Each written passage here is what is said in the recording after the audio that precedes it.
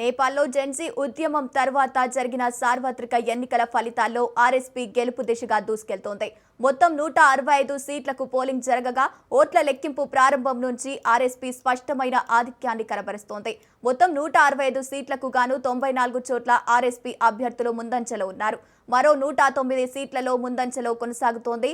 మాజీ మేయర్ బలేన్ షా సొంత నియోజకవర్గం గాపా 5లో మాజీ పీఎం ఓలీపై భారీ లీడ్లో ముందంజలో ఉన్నారు.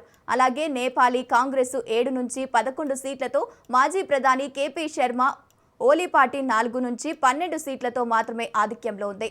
గత సంవత్సరం సెప్టెంబర్లో నేపాల్లో జెన్సీ నేతృత్వంలో భారీ ఎత్తున నిరసనలు చెలరేగాయి.